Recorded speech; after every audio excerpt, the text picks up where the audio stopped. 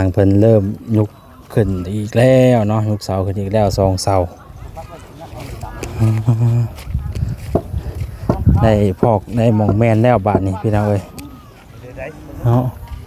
เทเรียบร้อยนี่ก็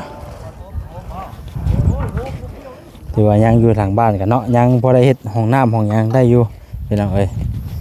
ในเรื่องสวัสดีน้องโอ้เกิดอาทิตย์เจอแล้วเยอะกว่านี้ครบเลยพี่น้องเอ้ยเนาะเดี๋ยวได้อยู่ไว้นะอะไรกันเนาะสร้างเพิ่นก็มีกันว่าแนวผสมปูนมันก็ง่ายพี่น้องเอ้ยเนาะสบายดียังบาดนี่ตำส้มสบายดีน้องแต่เก่งมากนะโอ้คักยังเหลือแต่ถ้วยเจ้ายังเหลือแต่ถ้วยแซ่บคักดีพี่น้องเอ้ยดื่มอยู่เฮือนบ่ได้เอามาพี่น้องเอ้ยบ่ม่วงใหญ่เนาะคักทางเฮือนน้องแต่ก็ถือว่าแล้ววัตถุกอย่างแล้วบ่ปานนี้น้องแต่บ่ได้มีหยังเพิ่มเติมเฮ็ดอีกบ่สะอาดอยู่ในเสื้อมีแล้วเนาะมีแต่พากันอยู่กันนอนนั่นแหละบัดนี้เนาะแล้วบ่ได้เนาะเป็นจังได๋เฮ็ดอ้ายได้เฮือนได้ชานดีใจบ่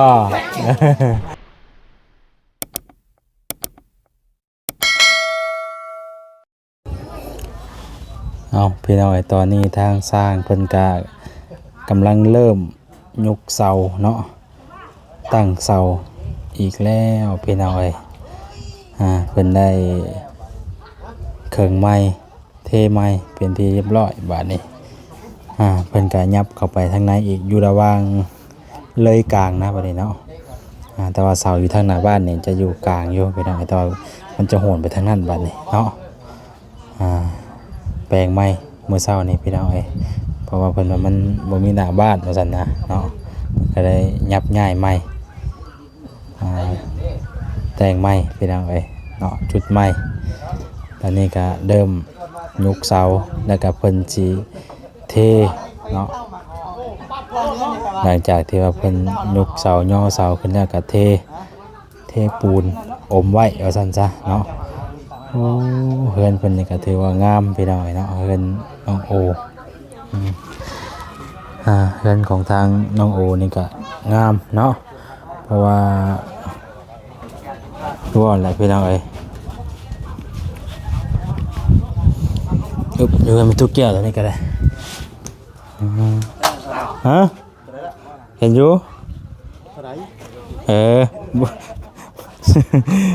เสียงบ่เบิ่งเอาเอง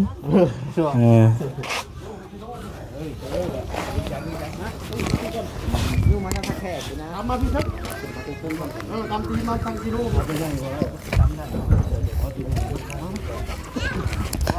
มาคัดเนาะเนาะสร้างเพิ่นเริ่มยุกขึ้นอีกแล้วเนาะยุกเสาขึ้นอีกแล้ว2 เสาได้พอกได้หม่องแม่นแล้วบาดนี้พี่น้องเอ้ยเนาะเทเรียบร้อยนี่ก็ถือว่ายังอยู่ทางบ้านกันเนาะยังพอได้เฮ็ดห้องน้ำห้องหยังได้อยู่พี่น้องเอ้ยในเรื่องสวัสดีน้องโอ้สร้างวันเริ่มยกเสาขึ้นอีกเลยเนาะใช้อันบาลาเพิ่นแปลงอะไรก็บาลาเพิ่นออกนอกบ่อันนี้เฮ็ดบ้านนี่บ่กระต๊อบนี่โอ้แข็งนะบ่วันนี้เพิ่นย่อเรียบร้อยเลยแข็งไว้เนาะปูนแดงแข็งไว้ปูนแดงเวลาเฮาเทมันก็แข็งไว้ว่าก็คนใช้ไหมได้บ่ถือว่ากันคือว่าเทพื้นกับมันย่องแค่นี้ได้ด้วย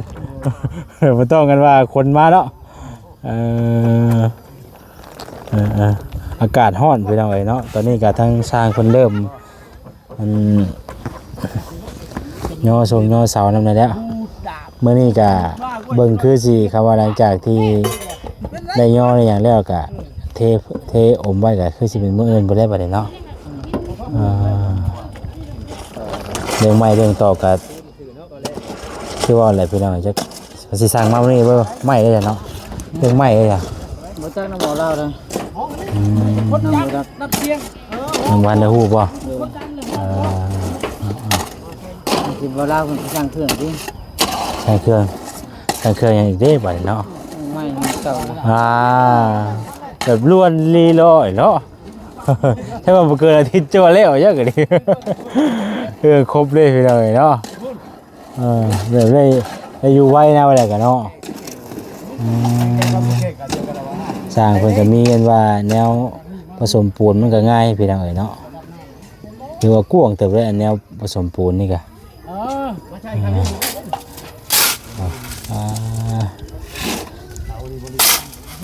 ทรายก็อยู่ใกล้ๆเลยพี่น้องผ่านแล้วก็ทางเบื่อยามันได้คนเดียวจบจะคนกัน4 คนบ่สร้างเว้ย4 คนเนาะกินข้าวแล้วแล้วยังกินมื้อนี่กินพร้อมกับสร้างแหละอันพ่อวันตอนนั้นบ่แล้วยังได้กินมื้อนี่ครับสิ้นฮ่าใช่ครับสิ้นของกินแซ่บได้เนาะบ่ใช่ก็กินฮะบ่ใช่แม่นบ่กินหั่นแล้วบ่ใช่แม่นอยู่หั่นแหละยันชายคนบ่ยิ้มหลายคนกินเนาะวันนั้นกินแน่วันนี้กินแน่พี่น้องเอ้ยงามแล้วบัดนี้บัดอันเฮือนน้องโอขึ้นนี่พี่น้องเอ้ยจักว่าสิงำหมู่เลยบ่จักยันงำหมู่บ่เลยอยู่เสานี่ก็เป็นเสาปูนพี่น้องเอ้ยเนาะเป็นเสาปูนเสาตอมันได้ใช่เนาะสั่งต้องได้ถ่าก่อนได้นี่เนาะเพราะว่าเพิ่นต้องได้ไปเพื่อไปช่อยไปอย่างหรือว่ามันมีเพิ่นขายโดยเฉพาะได้บ่ตักมีเพิ่นเด้ที่นี่แหละติดตามเบิ่งพี่น้องเอ้ยทางวลาเพิ่นผู้ใดจัดแจงมาเนาะเรื่องใหม่เรื่องตอกทางเฮาก็มีแต่ได้มาถ่ายให้พี่ให้น้องเพิ่นเบิ่งเนาะบ่ว่าจะเป็นเรื่องเครื่องซ่านนั่นนี่ก็ขึ้นอยู่กับทางหมอลาวเบิดนั่นแหละพี่น้องเนาะบ่ว่าจะเป็นเรื่องค่าเครื่องค่าของอุปกรณ์ต่างๆเนาะขึ้นอยู่กับหมอลาวพี่น้องเอ้ยว่าทางเฮาก็บ่ได้มีหยังซี่นะบ่ได้มีงบบ่ได้มีหยังหรอกมาถ่ายให้พี่น้องเพิ่นเบิ่งนํกันบ่ได้อยู่แล้วว่าบ่เป็นหยังแล้วว่าพอเพิ่นแต่จังจ้ามากก็ดีใจบ่ได้มาถ่ายให้พี่เพิ่นเบิ่งนี่แหละพี่น้องเนาะแต่ละมื้อก็ได้มื้อนี้ก็ถือว่าซื้อดินแน่ยุกแน่เนาะถือว่าอยู่ในมือเดียวนี่เลยเนาะเขาว่าเป็นไปได้แล้วเฮ็ดแล้วเลยนี่ยังคักเลยนี่เนาะมันก็เหนือมนุษย์แต่ว่าติมันก็ไว้โพดติโยซื้อดินมื้อนี้ยุกเช้ามื้อนี้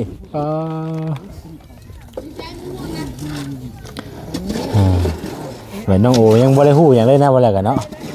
เพิ่นจัดแจงตอนเพราะว่านี่น่ะบ่ได้ฮู้ว่าเพิ่นสิสร้างเสาทางหยังมาให้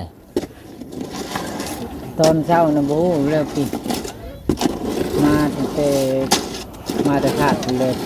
เพิ่นเททรายมาเสามาแบบนี้บ่ได้ถามว่าว่าเอามาให้หยังเพิ่นว่าเทื่อเพิ่นบ่ได้สร้างไว้หาแล้วก็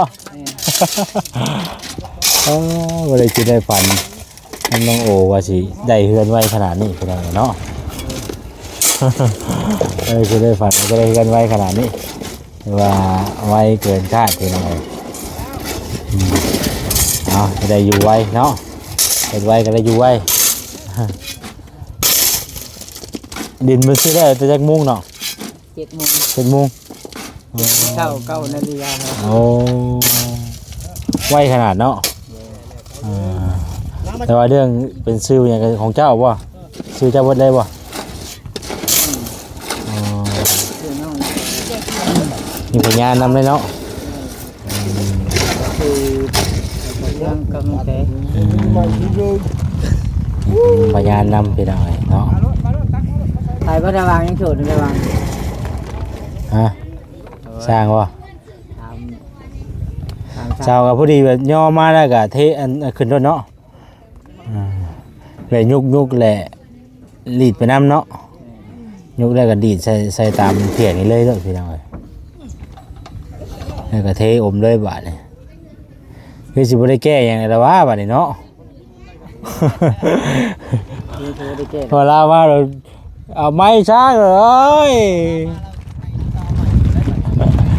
เจ้าทิมป้าอันว่าเสียบชวนบางอย่างเมื่อเลยเนาะ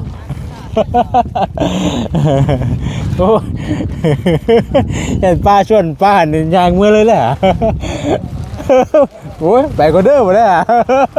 ว่าถ่ายหุ่นหน้าก็เด้อมาได้อะเราจะว่ากันมาแล้ว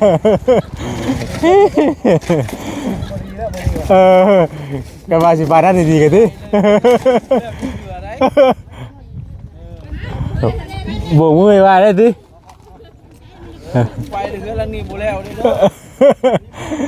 เยอะเนาะอยู่เลยเขาหยอกว่าฉันได้ของแนวชาดีเห็นมันเปลี่ยนสองเทื่อวะนี่มันก็ยังกวงอยู่เนาะนี่เลยบัวเสาอยู่นี่บ่ล่ะเสาอยู่ในนี่ปึ๊บเลยก็ถือว่า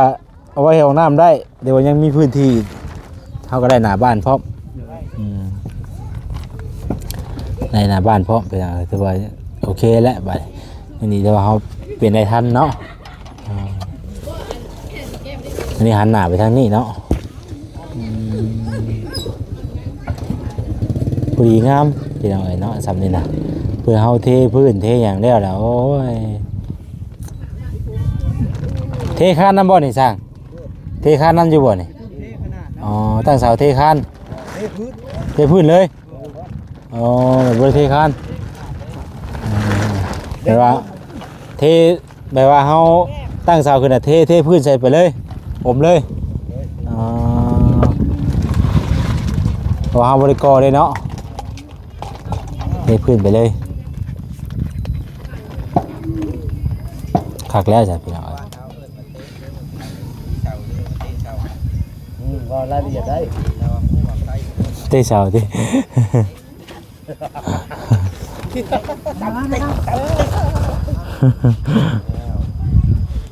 ได้บ่จะได้ยกได้แล้วมันเป็นไม้ได้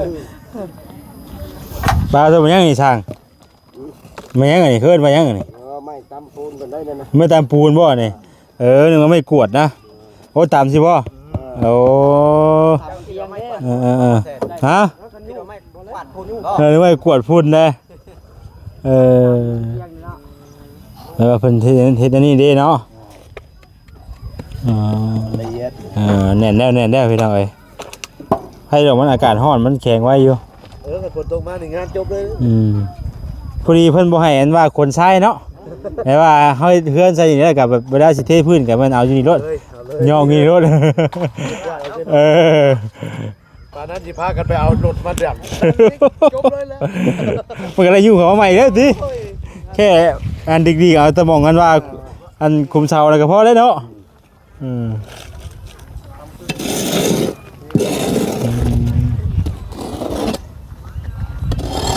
สลัดเลย อึ๊บ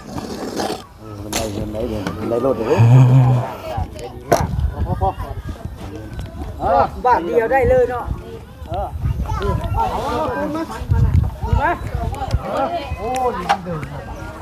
เลี้ยงได้ดิกูจะเบิกเฮ็ดน้ำคกนี้ไหมไปไกลกูดิเราจะมากินบ่โอ้กินมาลูกก่อนไข่มันกูเล็กกว่า มือไข่มัน อ๋อมีกูกินน้ำโคก เจ้าได้เจ้าได้ เ บ่าวเอ็น ดีแฮงมา ไข่มันกูมันคิดขนาดนั้นไข่มันกูมันสิออกของเลย ไข่แล้วรถไข่มัน เสร็จแล้วจ้ะ ว่าเป็นยังแล้วกำลังนั่งอิ่มน้ำอยู่ มาแซนมีใครมาอีกบ่ รถไข่มันมึงก้นนะพอกันไปเลยกับเราน่ะนะ โอ้จ จะหาเห็ดท้องแล้วเนาะ ได้อะไรรถไขมันล่ะ ซื้อน้ำโคกมาเลยมือเลยซื้อน้ำโคกเข้ามาเลย ใจขอบใจละลาย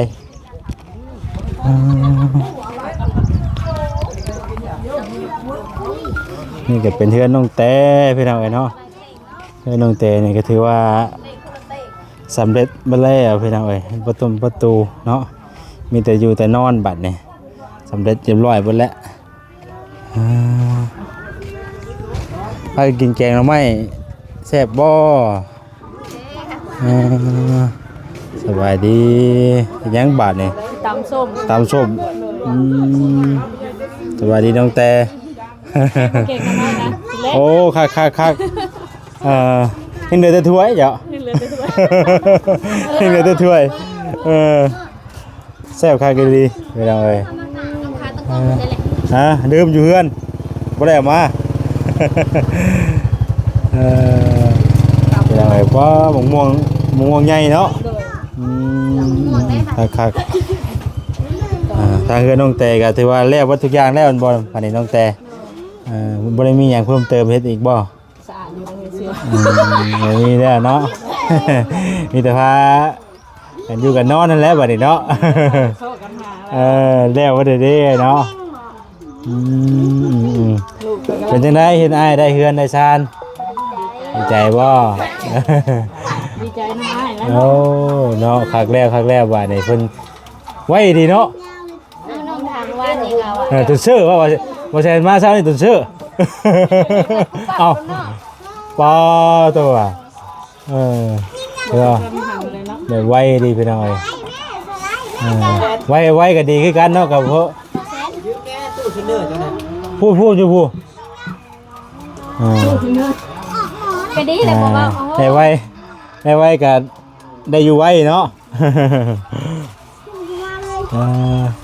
ฮัลโหลสาวยังคลิปเก่าอยู่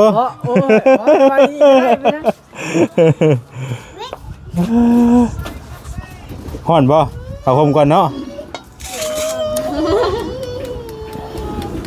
เรายังสิเข้ามาอยู่บ่เรายังสิเข้ามาอยู่บ่ เฮ็ดอีหยังให้มันบ่ให้นอนลูกนอนนอนไปเฮ็ด น้องๆไปกวนเพิ่นบ่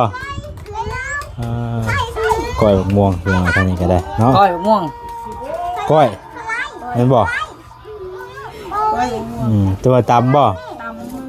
ซะหน่อยก็บ่มีเด้ซะหน่อยก็บ่ได้นี่เนาะบ่ใหญ่นี่ก็โอ้ยกินใส่เด้บ่ได้ไปใส่เป็นอะไรเลาะเบิ่งเฮือนเบิ่งซ่านนี่แหละทางน้องโอซะหน่อยเพิ่นก็ย่อแล้วล่ะก็ได้2เซา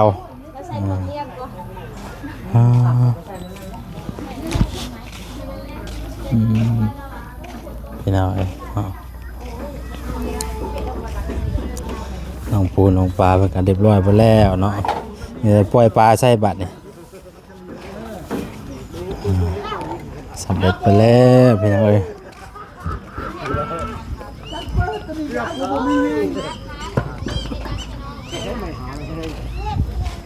ไม่หามคนไปใช่ตัวไวๆเนาะไม่หามกูเป็นได้ก็ได้ดิรักกันดีเฮ้ย อันนี้ทางสร้างเพิ่นก็กำลังยกเสาตั้งเสาพี่น้องเอ้ย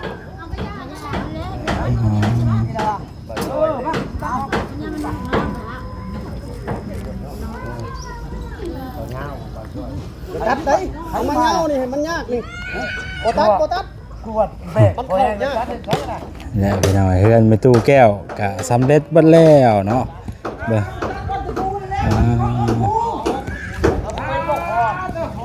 ประมาณนี้น้ำก๊อกน้ำบาดาลเพิ่นก็เรียบร้อยเบิดแล้วพี่น้องเอ้ยมุงเบิดแล้วเนาะแล้วทั่วสำเร็จเบิดแล้วเฮือนไม่ตู้แก้วมีแต่รอขึ้นนอนบัดนี้เนาะ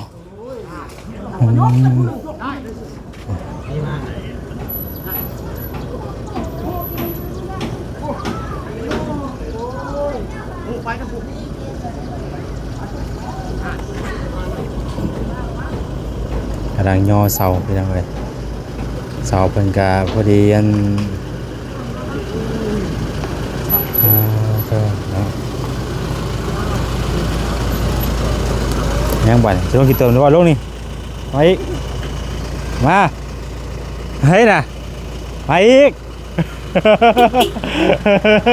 ไปอีกก็ได้เอ้ยเนาะยังไงอยากสู้นะทีแล้วยังรอบางเงินตัวแก้วพี่น้องเอ้ยแล้วตัวเป็นไรสำเร็จเนาะพี่น้องเอ้ยโอ้พักก็ดีเลยเพื่อนตัวแก้วเลยอันนี้จะเป็นเพื่อนแล้วเรียบร้อยวัดทุกอย่างพี่น้องเอ้ย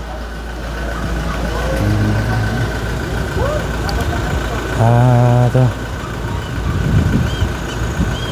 แล้วพักแล้วพี่น้องเอ้ยยกขึ้นไว้ดีรอเนาะทางไหนกัน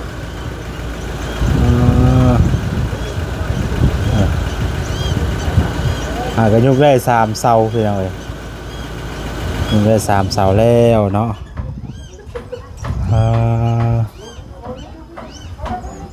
คัก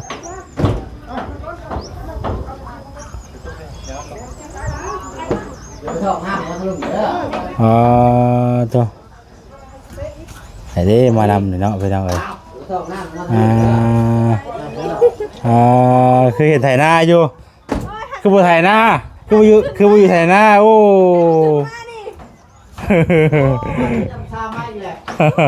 เอาอุตส่าห์มาอีกเลย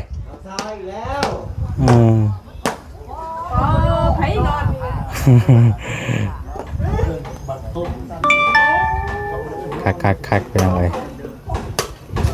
ก็ยกได้3 เสาเพื่อกันยกไปเรื่อยๆแหละเนาะ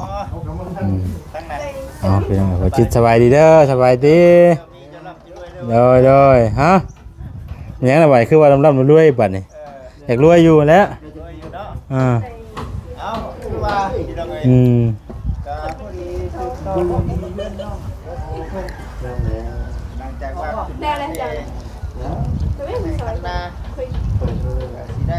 พี่น้องมีแต่ว่าเท่านั้นนะเด้อพี่น้องเด้อเนาะสำหรับคลิปนี้กับบ่มีหยังหลายถ่ายอัปเดตบรรยากาศให้พี่น้องเบิ่งในตอนเพิ่นยกเสาตั้งเสาเนาะสำหรับคลิปนี้ลำลาไปก่อนพบกันใหม่พี่น้องเนาะบ่าวบ่แดงสิมีหยังแน่ติดตามเบิ่งเนาะสบายดีเด้อพี่น้องเด้อ